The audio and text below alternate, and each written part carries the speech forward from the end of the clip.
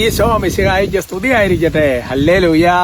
കുടുംബാംഗങ്ങളെ, കുഞ്ഞുങ്ങളെ, കർത്താവിന് ദിനകാത്തിരുന്നാളിന്റെ എല്ലാ മംഗളങ്ങളും പ്രാർത്ഥനകളും ആശംസകളും കേട്ടോ. വൈകുന്നേരമായി. ചില ആൾക്കാർക്ക് അമേരിക്കയിലൊക്കെ മോർണിംഗ് ആണല്ലോ, പിന്നെ കുഴപ്പമില്ല.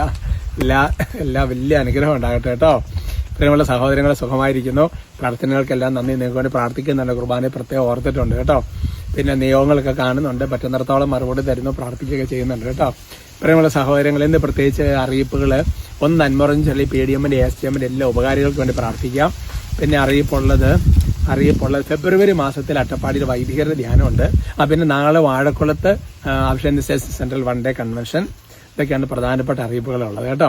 ഇന്നൊരു നന്മറിഞ്ഞും ചൊല്ലി PDMനെയും ASTMനെയും വൈദികരാകാൻ പഠിക്കുന്ന കുട്ടികളെ, സിസ്റ്റേഴ്സാകാൻ പഠിക്കുന്ന കുട്ടികളെ സപ്പോർട്ട് ചെയ്യുന്ന എന്ന് പറഞ്ഞാൽ പ്രാർത്ഥന കൊണ്ട്, പിന്നെ ചില വൈദിക അങ്ങനെ സ്പോൺസർ ചെയ്ത് പഠനത്തിനൊക്കെ സഹായിക്കുന്നവര്, മധ്യസ്ഥം പ്രാർത്ഥിക്കുന്നവര്, എന്തെങ്കിലും തരത്തിൽ ദാനം തന്നിട്ടുള്ളവര് എല്ലാവർക്കും വേണ്ടി പ്രത്യേകമായിട്ട് പ്രാർത്ഥിച്ച് ബ്ലെസ് ചെയ്യാം. ഒരു നന്മറിഞ്ഞവരും ചൊല്ലി അവർക്ക് വേണ്ടി പ്രാർത്ഥിക്കാം.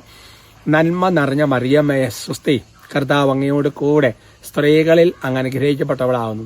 അങ്ങയുടെ ഉദരത്തിൻ ഫലമായി ഈശോ അനുഗ്രഹിക്കപ്പെട്ടവനാവും.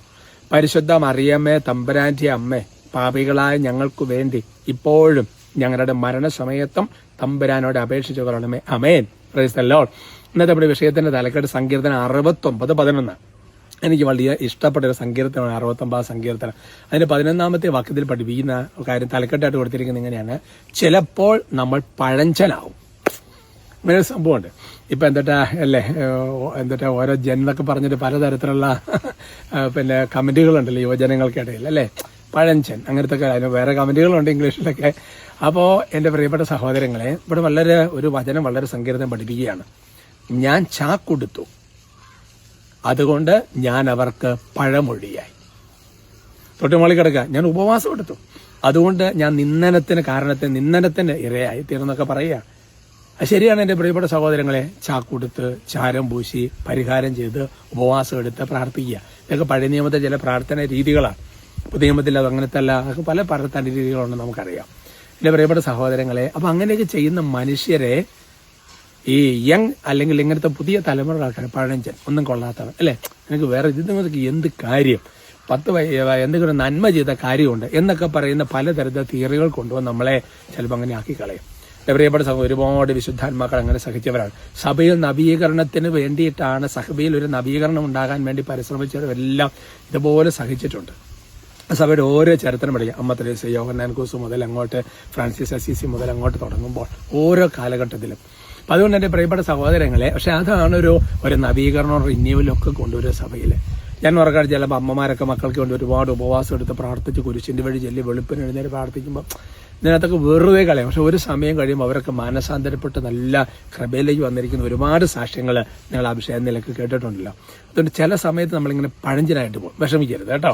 പക്ഷെ ഇതിന് തന്നെ ആയിരിക്കും ഒരു അവസാനം വിജയിക്കുന്നത്. ഇതൊക്കെ തന്നെ ആയിരിക്കും, അല്ലാതെ മറ്റു ചില സംഗതികളായിരിക്കില്ല. അതുകൊണ്ട് എന്റെ പ്രിയപ്പെട്ട, ഞാനിത് പറയുന്ന ചില വചനങ്ങൾ നമ്മളെ ശക്തിപ്പെടുത്താൻ വേണ്ടിയിട്ടാണ്. പുറകോട്ട് പോകരുത്. ഇങ്ങനത്തെ കമന്റുകളൊക്കെ കേൾക്കുമ്പോൾ ഈ വചനം നമ്മളിങ്ങനെ ശക്തിപ്പെടുത്തണം. ഞാൻ അവർക്ക് പഴമൊഴിയായി, ഞാൻ പഴഞ്ചനായി, അല്ലേ? ഒരുപക്ഷെ എന്റെ പ്രിയപ്പെട്ട സഹോദരങ്ങളെ, യങ് തലമുറ പഠിച്ചൊക്കെ കയറി വരുമ്പോഴത്തേക്കും പറയും, അമ്മയ്ക്കും അപ്പനും ഒന്നും അറിയാൻ പാടില്ല, എന്തേ പറയണത്, ഇങ്ങനെ ലോകത്തിന്റെ സയന്റിഫിക് ആയിട്ടുള്ള പല കാര്യങ്ങളൊക്കെ പറയും. പക്ഷെ അതിന്റെ എല്ലാം അപ്പുറത്ത് ഈ ഒരു സ്പിരിച്വൽ പവർ എന്ന് പറയുന്ന സംഗതി ഉണ്ട് എന്റെ സഹോദരങ്ങളെ. ഹല്ലേലൂയ. Price the Lord. നമുക്ക് സ്തുതിച്ചങ്ങ് പ്രാർത്ഥിക്കാം, അല്ലെ? സ്തുതിക്കാം. ഹല്ലേലൂയ. നന്നായി സ്തുതിക്കാം. ഈശോയെ ആരാധന. കർത്താവെ സ്തുതിക്കുന്നു. കർത്താവായ ദൈവം ഒരു പക്ഷേ കർത്താവ് സഭയുടെ പാരമ്പര്യ പ്രാർത്ഥനകളിലൂടെയൊക്കെ മുറുകെ പിടിച്ചു പോകുന്നവര് പലപ്പോഴും നിന്ദനങ്ങളും ഒറ്റപ്പെടുത്തലും കളിയാക്കലുകളും ഒക്കെ പഴഞ്ചെന്നൊക്കെയുള്ള ആരോപണങ്ങൾക്ക് വരുമ്പോൾ ഈ വചനം ഹെബ്രായർ 1:3 വചനപ്രകാരം നിങ്ങളെ താങ്ങട്ടെ എന്ന് പ്രാർത്ഥിക്കുകയാണ്. കർത്താവായ ദൈവമേ, ഇപ്പൊ എല്ലാ കുടുംബങ്ങളും വ്യക്തികളെ ആശീർവദിക്കുക. ദൈവമേ, ഇങ്ങനത്തുള്ള കാര്യങ്ങളിലൊക്കെ, ഭക്തിയുടെ കാര്യങ്ങളിലൊക്കെ ദൈവത്തിന് നല്ല അടിയുറച്ച് വിശ്വസിക്കാനൊരു പ്രത്യേക കൃപ നിറയട്ടെ കർത്താവ്. പ്രത്യേകിച്ച് കർത്താവ് സീറോ മലബാർ സഭയുടെ സിനഡ് ആരംഭിക്കുകയാണല്ലോ. സിനഡിന് വേണ്ടിയൊക്കെ പ്രാർത്ഥിക്കാൻ, വൈകുന്നേരത്തെ ജവമാലിനും കുർബാനൊക്കെ ഓർത്ത് പ്രാർത്ഥിക്കാൻ നിങ്ങൾക്ക് ഓരോരുത്തർക്കും കൃപയുണ്ടാകട്ടെ എന്ന് ആശീർവദിക്കുക.